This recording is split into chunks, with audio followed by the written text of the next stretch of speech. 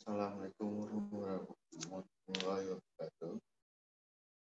Selamat berjumpa kembali pada video mata pelajaran sejarah Indonesia kelas 12 semester 2. Pada video pembelajaran kali ini kita akan membahas mengenai pemerintahan Indonesia pada masa reformasi.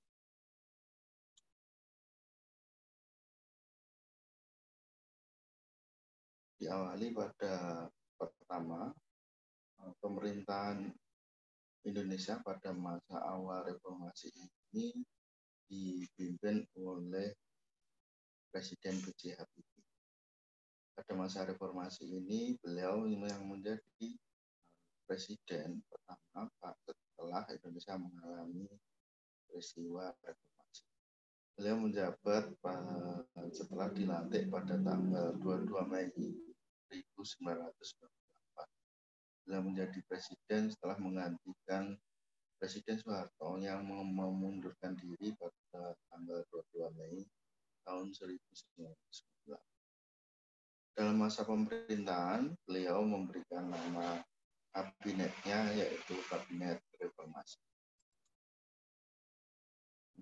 Program-program yang beliau laksanakan diantaranya adalah pertama tentang kebebasan pers.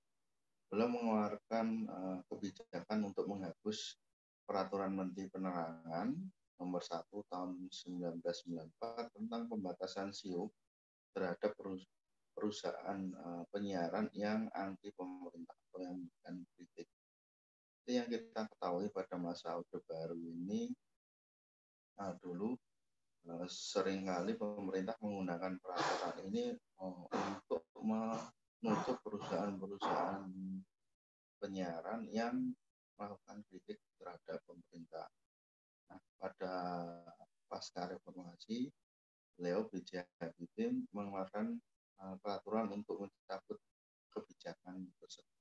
Kemudian mengeluarkan rancangan Undang-Undang Pers tahun 1999 untuk menjamin kehidupan pers dan memiliki kode etik pers. Ini menjadi awal baru dari bangsa Indonesia ketika Undang-Undang Pers ini mulai diciptakan sehingga media massa pers khususnya ini memiliki payung hukum atau kejelasan hukum untuk mengekspresikan pemberitaan. Kemudian memberikan izin pendirian kembali surat kabar atau media massa yang diberikan pada masa Orde Baru.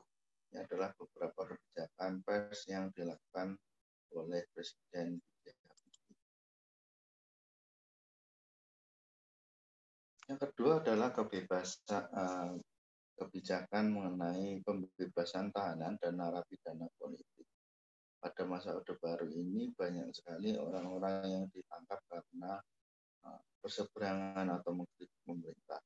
Nah, Presiden B.J. Habibie pada waktu itu memberikan amnesti dan abolisi kepada beberapa tahanan dan narapidana politik pada masa Orde Baru. Salah satunya bisa dilihat dari upaya Habibie membebaskan tahanan politik Akpol yang dipenjara karena menentang pemerintah Orde Baru. Beberapa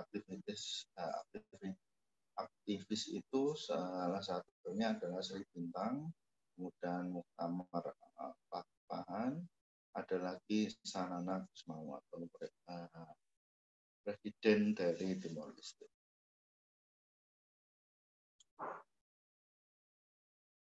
Kemudian kebijakan yang ketiga adalah pembentukan partai politik.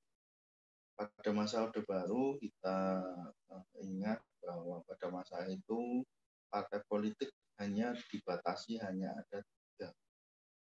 Jadi Presiden Soeharto melakukan pembatasan partai politik waktu itu ada 3, ada P3, PDI, dan Golkar. Nah, ketika reformasi ini dijalankan, maka kebebasan boleh mendirikan partai politik, maka Presiden Habibie menerbitkan peraturan yang memperbolehkan siapa saja mendirikan partai politik asal tidak melanggar Undang-Undang 45 dan memenuhi kriteria. mengesahkan Undang-Undang Nomor 2 Tahun 1999 tentang partai politik dan memberikan kebebasan terhadap masyarakat untuk membentuk partai politik. Hasil dari peraturan itu muncullah 48 partai yang mengikuti pemilu pada tahun 1999. Nah, selain itu, pada masa pemilu ini, pemenang pemilu sudah mulai beragam, tidak hanya dimenangkan oleh satu partai saja. Seperti yang kita ketahui pada masa Orde Baru yang menang hanya satu partai saja. Tapi pada pasca reformasi ini, partai pemenang pemilu ini mulai bergantian.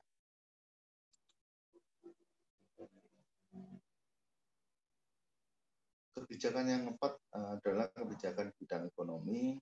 Pada waktu pemerintahan BJP ini menghadapi masalah krisis ekonomi yang parah. Dilihat dari nilai mata uang yang pada waktu itu nilai tukarnya sampai 17.000. Tapi kebijakan beliau ini berhasil untuk menurunkan nilai mata uang dari 17.000 menjadi 6.000. Kemudian melakukan reformasi perbankan dengan penjadwalan pembayaran utang luar negeri, jadi renegosiasi kembali. Kemudian menetapkan Undang-Undang Nomor 5 Tahun 1999 tentang anti monopoli perdagangan dan bisnis untuk menjamin kelangsungan perekonomian makro maupun mikro, mengeluarkan undang-undang anti monopoli. Kemudian menjamin ketersediaan stok beras, memperlibatkan pedagang kecil, menengah, dan koperasi dalam pendistribusian beras. Jadi tidak lagi ditangani oleh para importir atau kartel yang biasanya yang justru mempermainkan harga. Kebijakan yang kelima adalah mengatasi disintegrasi bangsa. Pada pasca reformasi ini, bangsa Indonesia menghadapi beberapa kasus disintegrasi bangsa. Jadi banyak beberapa daerah yang menginginkan pisah dari wilayah Indonesia. Nah, dalam pelaksanaannya, beliau juga mengeluarkan kebijakan tentang referendum Timur untuk menentukan nasibnya, kemudian melakukan penyelesaian masalah Irian Jaya dan Aceh. Kebijakan terhadap Papua juga banyak yang berubah dengan menekankan urusan keamanan ke tangan TNI dan Polri dan merubah kebijakan di Papua dengan cara diplomasi. Kebijakan yang selanjutnya adalah melaksanakan pemilu.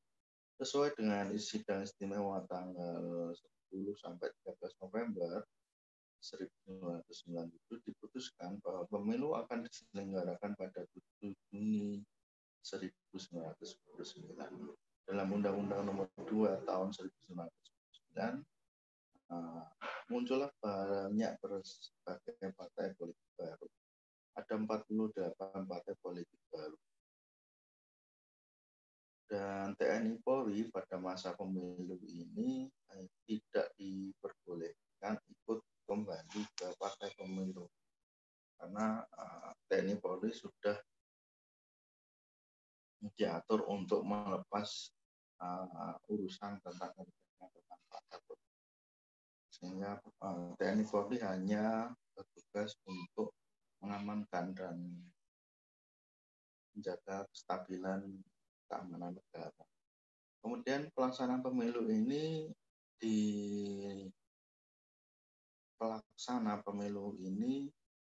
dilakukan atau diselenggarakan oleh Komisi Pemilihan Umum. Jadi untuk pemilu tahun 1999 ini dilakukan oleh KPU atau Komisi Pemilihan Umum. Hasil dari perhitungan pemilu tahun 1999 ini dimenangkan oleh PDIP, kemudian ada Golkar, PKB, P3, PAN, dan PBB.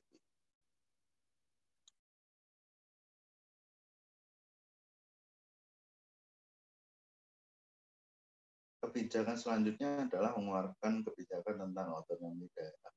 Pada masa Orde Baru itu kebanyakan pemerintah Orde Baru lebih menerapkan menerapkan sistem pemerintahan yang sentral.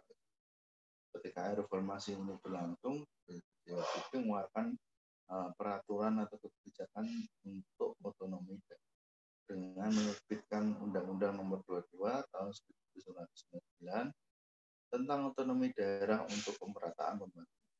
Tujuannya untuk mengatasi kesenjangan antara pemerintah pusat dan pemerintah daerah. Salah satu caranya adalah Departemen Dalam Negeri dan DPR membuat undang-undang tentang pemerintahan daerah dan undang-undang perimbangan keuangan antara pemerintah pusat dan daerah. Sekali lagi tujuannya ya untuk menyelaraskan perimbangan antara pemerintah pusat dan daerah. Penyelenggaraan otonomi daerah ini juga diatur dalam TAP MPR nomor 16 garis miring MPR tahun 1998. Presiden yang kedua yang menjabat pada masa reformasi adalah Presiden Abdul Rahman Wahid atau yang dikenal sebagai Gus Dur. Beliau dilantik pada tanggal 20 Oktober 1999. Beliau merupakan pemenang hasil pemilu, meskipun pada waktu itu pemilu pemenangnya adalah Partai PDI yang mengusung Megawati, sedangkan Gus Dur pada waktu itu diusung oleh Partai PKB, tetapi pada waktu itu penentuan presiden ditentukan oleh suara terbanyak di dalam parlemen MPR.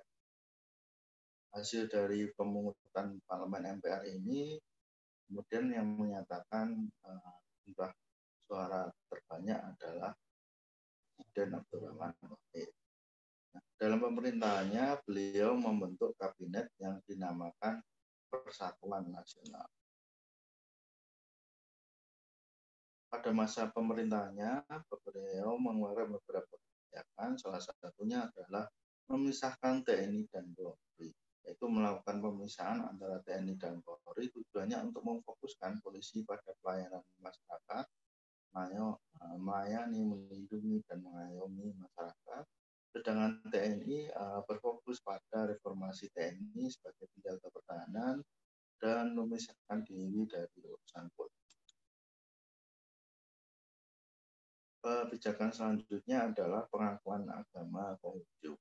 Ini dengan mencabut instruksi Presiden nomor 14 tahun 1967 yang melarang agama kepercayaan dan adat istiadat Cina, kemudian menerbitkan keputusan Presiden nomor 6 tahun 2000 mengenai pemulihan hak sipil penganut agama Konghucu dan menjadi agama resmi di Indonesia. Kebijakan yang ketiga adalah mengatasi disintegrasi masalah di Irian Jaya dengan cara menetapkan otonomi khusus untuk Provinsi Papua, mengubah nama Irian Jaya menjadi Provinsi Papua, kemudian mulai mendengarkan aspirasi dan keinginan masyarakat Papua dalam hal pemerintah.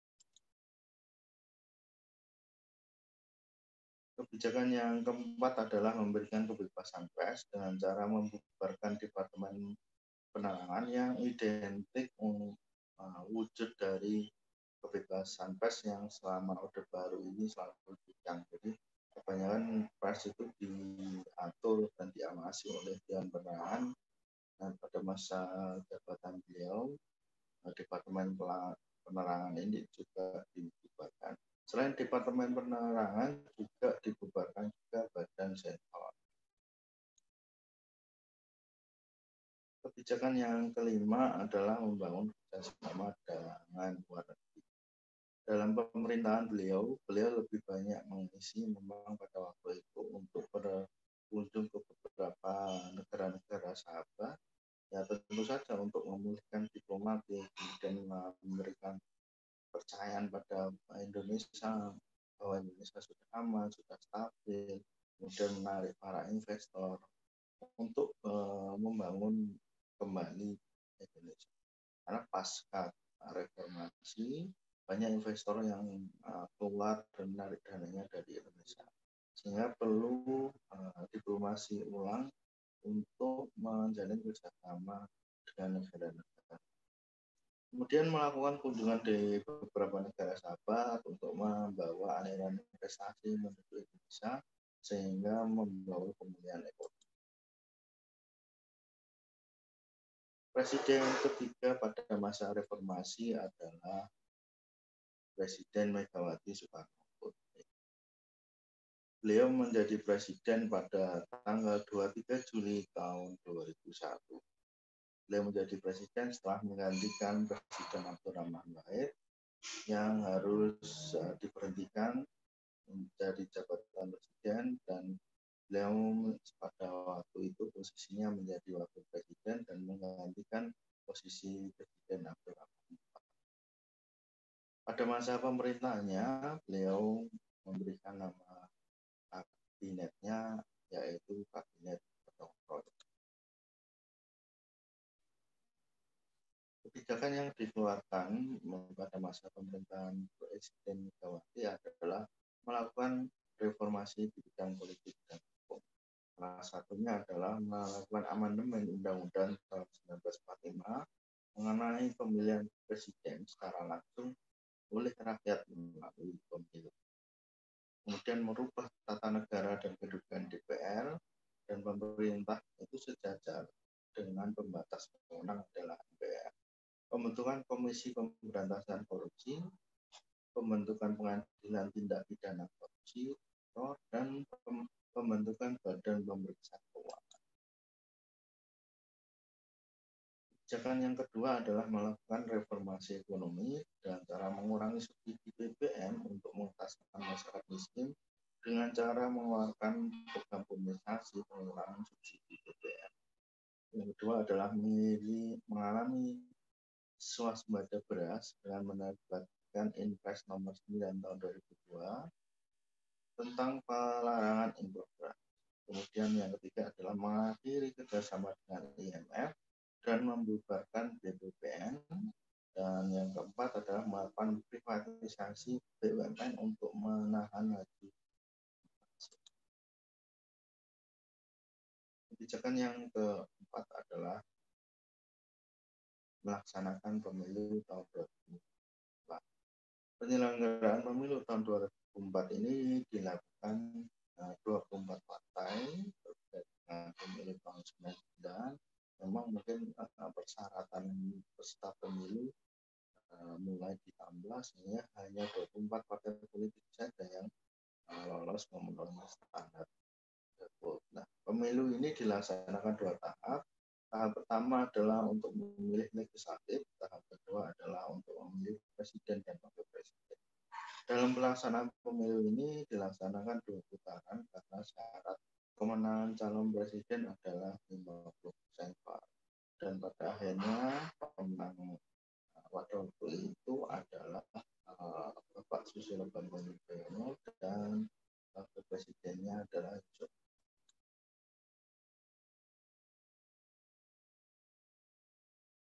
Presiden yang keempat pada masa reformasi didapat oleh Presiden Susilo Bambang Yudhoyono dengan wakil Bapak Yusuf Kala. Beliau menjadi presiden setelah memenangkan hasil pemilu secara langsung, dipilih secara langsung oleh rakyat melalui pemilu, dilantik pada tanggal 20 Oktober 2004 dan memberikan nama kabinet pemerintahnya yaitu Indonesia Bersatu. Pada masa pemerintahan beliau, beberapa kebijakan telah dikeluarkan, salah satunya adalah kebijakan dalam bidang politik dengan cara mengatasi masalah administrasi bangsa mengenai Aceh dengan penandatanganan Memori Perdamaian Kesepahaman tanggal 15 Agustus tahun 2005, kemudian mencegah aktivitas illegal logging dengan membentuk kerja. Kemudian yang ketiga adalah memberantas tindak pidana terorisme dengan bentuk Densus 88 yang merupakan aksi teroris extraordinary crime atau kejahatan border. Selain itu, beliau juga mengeluarkan kebijakan dalam bidang ekonomi yaitu melunasi utang IMF, merevitalisasi pertanian dan swasembada gula dan minyak, kemudian menaikkan harga BBM, pemberian BLT bagi yang tidak mampu, dan mengeluarkan kebijakan BPJS, program penyelenggara jaminan sosial, pendidikan 12 tahun, dan pembangunan di berbagai wilayah di Indonesia. Selain itu juga beliau mengeluarkan kebijakan dalam bidang hukum dengan mengeluarkan instruksi Presiden nomor 5 tahun 2004 tentang percepatan pemberantasan korupsi seluruh pemerintahan. Selain itu juga membentuk satuan khusus dan melakukan tadi teror, kemudian melakukan kerjasama keamanan dengan beberapa negara sekitar dengan beberapa latihan gabungan antara negara-negara Indonesia dengan negara-negara sekitar.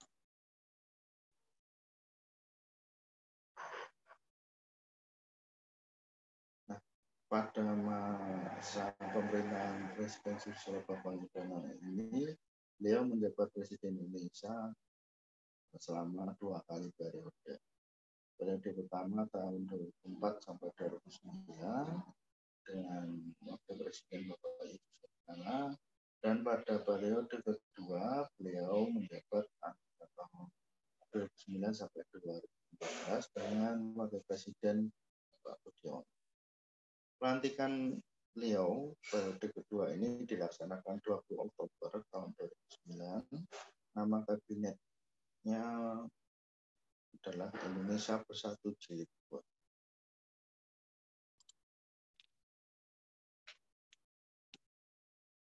Kebijakan-kebijakan yang dilakukan beliau diantaranya pada masa jabatan yang kedua adalah peningkatan pelayanan publik dengan melakukan reformasi birokrasi dengan kebijakan one stop system service, mekanismenya pengaduan jabatan dan pelayanan, menerbitkan kartu jaminan kesehatan masyarakat.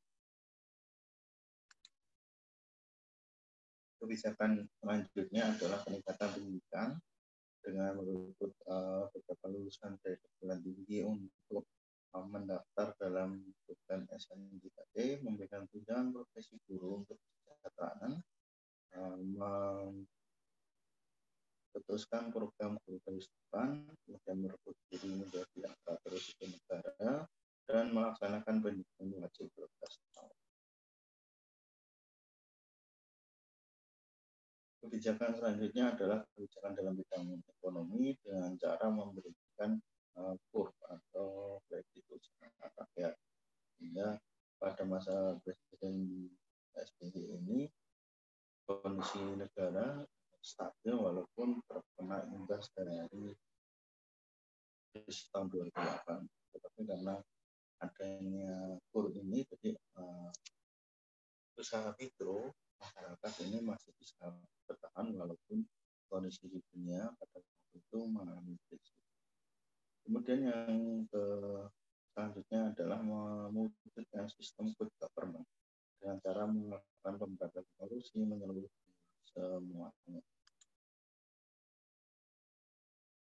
Presiden yang kelima pada masa reformasi adalah Presiden Joko Widodo dan Wakil Presiden Yusuf Kala. Beliau dilantik pada tanggal 20 Oktober tahun 2014 dengan nama kabinet yaitu Kabinet Kerja. Beliau dilantik menjadi presiden setelah memenangkan pemilihan umum secara langsung dipilih oleh rakyat. Dalam masa pemerintahan beliau, beberapa kebijakan telah dilakukan, salah satunya adalah peningkatan kesejahteraan rakyat dengan meluncurkan kartu Indonesia Sehat, kartu Indonesia Pintar, dan kartu kesejahteraan untuk meningkatkan kesejahteraan rakyat. Selain itu juga mengeluarkan kebijakan ekonomi dengan cara menghapuskan subsidi BBM premium dan memperlakukan subsidi solar hanya sebesar Rp1.000. Kemudian mengajak investor untuk menanamkan modal di Indonesia melalui ajang KTT atau konferensi tingkat tinggi di berbagai forum